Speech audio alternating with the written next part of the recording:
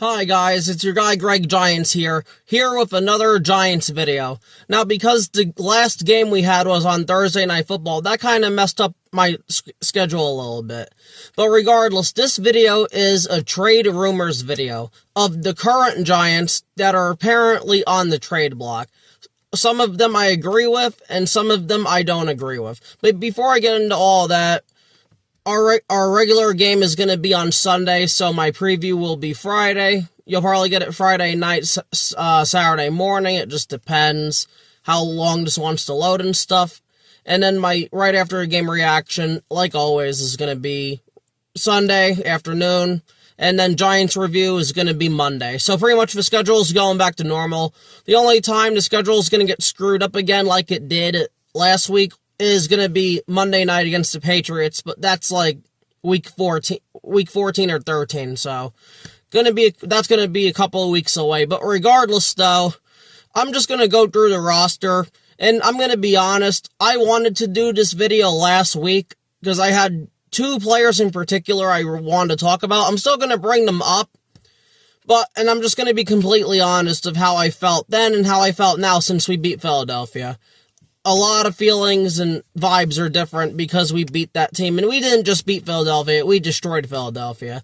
But I'm just going to tell you guys how I feel anyway about those two particular players. But going to start with the offense this time. Russell Wilson, if we're able to get something for him, I'd do it. Now, if we didn't have Jameis Winston on the roster, I wouldn't even think about trading Russ because a veteran leadership presence is needed for Jackson Dart right now. But honestly, we don't need Russ anymore, and it's not really fair to Russ. He's being professional and is saying like he wants to stay here and stuff like that, which is good by him. I appreciate that from Russell Wilson. But if we're able to trade him to a team that could use his talents, maybe push for a playoff run or something like that, that's down a quarterback. I'd say the Bengals, but they already traded for Flacco. Then I just flat out do it. Just honestly, just do Russ that favor. Because he honestly does deserve it. And I mean that in the most kindest way ever, not being an asshole or anything. So, I'd definitely trade Russ if given the chance. If we could get like a 5th round pick, maybe a 6th, a conditional 5th, something like that. That would be nice for us. Moving over, and okay, back to quarterback for a second, sorry. Jameis Winston is absolutely not tradable. Like I said, he is needed. So, I would not trade Jameis for the world, so. Moving to running back, Devin Singletary, aka Turbo. He's apparently on the trade block. I don't know if we'll get much for him, but at this point, we have Tyrone Tracy back. We have the big-ass motherfucking freight train and Cam Scotabo, so we don't need Devin Singletary, and we could also bring up Turbo Miller, aka Dante Miller, on the practice squad. So if we're able to get something for Turbo, I'd do it. And also, I think we would save an additional $6 million. So that would be really, really good for us if we could part ways with Devin Singletary. So, alright, moving to wide receiver. I'm just going to flat out say this. And I'm just going to say it. We need to get rid of Darius Slayton. I am so absolutely tired of Darius Slayton. Did you see what happened when Darius Slayton wasn't in the game against Philly?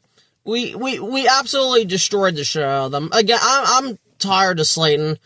I'm gonna use Slayton in my next video that I'm gonna do of players we're gonna trade for, because I'd like to include him in a package. We gotta get him out of here, man. Like, I can't with Darius Slayton anymore. I hate the contract. Out of all the moves Joe Shane's done, that's the one I wish he wouldn't have, because it's like Darius Slayton just brings nothing to the team. Little Jordan Humphries literally outplayed Darius Slayton, man. That's actually embarrassing. A guy who was on the practice squad who gets brought up for this Eagles game, and he outplayed Darius Slayton. Because Darius Slayton wouldn't have done shit against the Eagles. I'm sorry, man. And if anyone here wants to convince me otherwise, good luck. But Darius Slayton is just not needed on this team anymore. We're allocating $12 million a year to him. Like, I just don't want him anymore. I wish we wouldn't have signed him to that contract. Like, I really don't. It's just unbelievable. Wandale is another one that they're saying could get traded. I wouldn't right now. honestly, even if we end up not re-signing Wan'Dale Robinson back at the end of the year, because this is his last year of his contract, I still would not move Wan'Dale. Wan'Dale's been a very good, consistent weapon for Jackson Dart, and he needs something. Again, with Malik Neighbors being out, Lil Jordan Humphreys is good, but he's not enough by himself, so I'd keep Wan'Dale no matter what. Even if it's like we end up getting nothing for him, if we resign him, great. If we don't resign him, we can get a comp pick for him, like, that's fine. I can deal with that. So I would absolutely not trade, what's his name? Wan'Dale Robinson, so... Moving to tight end, there's really no one on the tight ends. Like, Theo's not going anywhere. Bellinger, I wouldn't move either. Manhurts, no one's going to trade for him because he's more of a blocking tight end. No, so to the O-line, and I'm going to get more into the O-line later, but this is just more Evan Neal. If we can get anything for this future McDonald's employee burger flipping piece of dog shit, I'd do it. If we could get a bag of peanuts, I'd do it. If we could get a bag of chips, I'd do it. Just pretty much like anything for him, because I fucking hated Evan Neal. I hated the pick. Didn't like his tape. His film was fucking terrible. In the 6-7 full games of every snap I've seen from him, he just absolutely sucked. And I hate having to be right. I really do. I didn't want to be right, because I want whoever we draft to be a great player. But I'm sorry. I knew he wasn't going to be. And do I win anything for that? No. It was just a wasted pick. And it's hard to blame Joe Shane for that, because pretty much everybody wanted Evan Neal.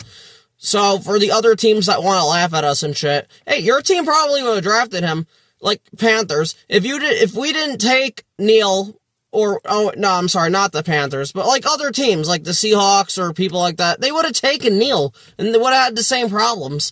Like, as much as it is when another player, when a former Giant goes to another team and does well, that's not going to be the case for Evan Neal. He just absolutely sucks at everything he does. Like, he's just complete and utter fucking dog shit, man. Like, the guy sucks. Just absolutely sucks.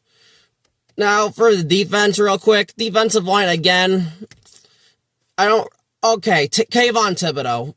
100% absolutely not. We are not trading Kayvon Thibodeau for shit. And if Joe Shane even thinks about trading Kayvon Thibodeau, he should be fired immediately, because this is really the first year Kayvon Thibodeau's brought it all together. 2.5 sacks, and he's getting consistent pressure, but the most important thing is he's setting in the edge and stopping the run. That's what we've been asking for the 4 years this man's been here. So Kayvon honestly deserves to be here. Whether we resign him or we franchise tag him, I'm fine with that. Kayvon's earned it. And honestly, and I'm biased for Kayvon Thibodeau anyway, because I love the pick, unlike Evan Neal. So he needs to stay on this damn team. He should not be in any trade discussions at all. And I'm sorry, almost forgot. Back to the offensive line for a minute. Jermaine Illuminor. Again, absolutely 100% no. I'm like, no. We need to start re-signing our players.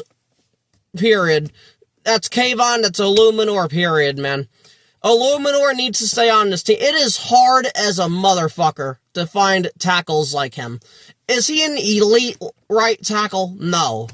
But we don't need him to be an elite right tackle. He's a top 15, top 10 right tackle or tackle, however you want to put it. Illuminor has been fantastic this year. I mean, he's had some penalties, he's got beat on some, but again, so does everybody, except Andrew Thomas. But still, it's like, Jermaine Illuminor should not be traded at all. He should be re-signed. I'm sorry. He should flat out be re-signed. Rather, he needs to be re-signed or franchise tagged. It's franchise tag or re-signed for Illuminor and Thibodeau. That's just what has to happen. So, let's see. Nobody on the linebacker core. Not good enough. People might say McFadden. I wouldn't trade McFadden. He's one of the good ones.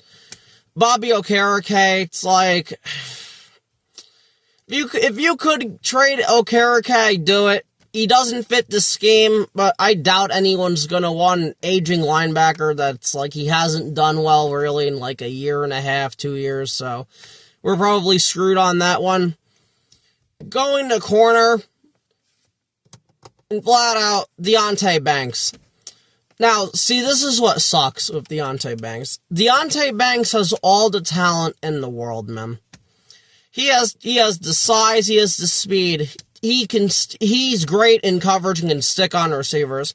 It's just the effort and his and playing the ball. He sucks at both of those. It's just, if we end up trading him somewhere to a team with a really good secondary and a good secondary coach, we will regret that shit. I don't know what you do here. It's like if you get a 5th or 4th round pick for Deonte Banks, or use him to get another guy in my next video I'm going to mention, like, you'd probably have to do it, because Cordell Flott's cornerback too, especially after that game against Philly. So it's like, I don't know what you do. I don't know what you do. I mean, like, again, he has all the talent in the world, and I hate having to let talented players go, but it hasn't been working. He hasn't been doing what he's supposed to do. But again, this is really his third year, like rookie year, corners. I'm trying to go easier on the corners because it's so hard to play. It's just like, he's got to show something, though. That's the thing with Deonte Banks, and it's like, would I trade him personally? Probably not. I'd probably hold on to him, but he's got to step his shit up, man. Because we will regret that shit, period. If he goes somewhere else and he can thrive. That's what worries me, man. And I'm trying to think if there's anyone else. No one really on the safeties. Tyler Nubin we're not trading. Kicker, good, no, I would not touch. He's still a great kicker. Like, I don't care what anybody says to me. That man is consistent. He can still make 50-plus yard field goals. He can make close to 60. I don't think he can make 60 anymore, but again, you don't need that shit, man. Like, literally, you had Washington lose a football game against the Bears because their kicker, Matt Gay, missed a 50-yard field goal. Graham Gano's not doing that shit. Is everyone Brandon Aubrey? No. Is everyone Justin Tucker? No. Is everyone Cam Little, the Jags kicker who can kick from 70, apparently? No. But, again, as long as you can make 50 to 59-yard field goals on a consistent basis like Graham Gano does, I'm completely fine with that. So, I would not move Graham Gano at all. And I'm trying to think if there's anyone else. Oh, yeah. These are the two guys I wanted to talk about the most. And this is why I did not do the video I was going to do last week. This was the special video.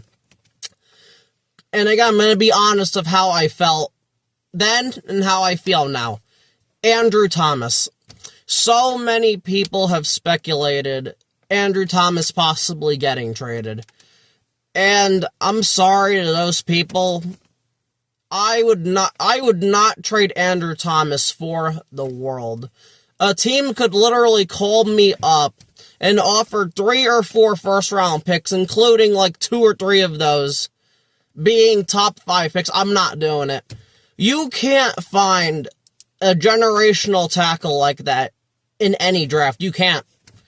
But last time we had a really great tackle like that, and I'm not trying to take anything away from Deal or whoever, but the last time we had a tackle of this caliber was in the 50s with Rosie Brown, man.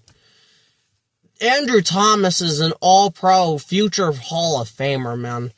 And I felt this way before the Eagle game, and I definitely feel... Sorry about that. And I definitely feel this way now. That man is the most important player on this team. And did I get on Andrew Thomas and was I frustrated with him in week 1? Yeah, I was. Because that's his only problem is the injury concerns. Rather than that, this man kicks everyone's ass on a consistent basis. This man was lined up against Myles Garrett last year, did not give up a sack. Did he give up a bunch of pressures? Yeah, it's Myles fucking Garrett, man. And they left this man on an island by himself. This year, Andrew Thomas is rated the best pass-blocking left tackle and tackle in the entire league. Run blocking, he's like top 10, but that's so fucking fantastic, man. Like, I was never going to trade Andrew Thomas. I would not even take calls for Andrew Thomas. I would hang up the phone immediately. That man is too important to this team. He is more important than Dexter Lawrence. He is more important then Malik Neighbors, and as of right now, he is more important than Jackson Dart. Until one of them ones, JD6, really establishes himself. It's that man. It's Andrew Thomas. Period. Period. End of discussion. Now, for the other guy I want to get to. Dexter Lawrence. And this one was a hard one for me. Before the Eagle game, if we would have lost that game, I was going to come up on here and say, if a team calls you and offers you 2 first-round picks, and then some for Dexter Lawrence, I love Dex to death, but I'd do that trade. And that's a hard thing to do, because this man is a top defensive tackle in the league. Constantly double-teamed and opening stuff up for other people, but it's like, you could always find another, like, run-stuffing defensive tackle like Dexter Lawrence. It would be hard as fuck to, because a lot of those guys cannot rush the passer like he can. But it's like, now, right after that Eagle game, I'm not trading Dexter Lawrence either. I'm just not doing it. I'm sorry, man. Before, yeah, and I can admit that and say that, if I look stupid, that's fine. That's my opinion. And on this channel, I want to be honest. Even if it makes me look like an idiot, I would have traded Dexter Lawrence before that Eagles game if a team would have called me offering 2 first-round picks.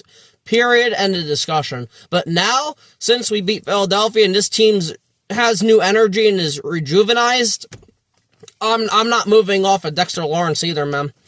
That man is also a blue-chip player. Is he as important as Andrew Thomas? Absolutely not. But he is the most important player on the defense. Period. End of discussion. Dexter Lawrence is a force, and you can't stop that man with one player. You have to double or triple team him. And Dexter Lawrence was a big part of how we beat the Eagles, man. Because he opened it up for Abdul Carter one-on-one, Kayvon one-on-one, Burns one-on-one, who got to Malata. And that doesn't happen without Dexter Lawrence taking out the center and left guard. Like, I love Dexter Lawrence. I love where the team is right now. I'd trade some guys away if I can, but not those two, especially Andrew Thomas. But regardless, I know this went on longer than I wanted it to, but I just wanted to, discuss everything. This is your guy, Greg Giants. Please like, share, and subscribe, and thank you for watching, and I hope you all have a good night. Peace.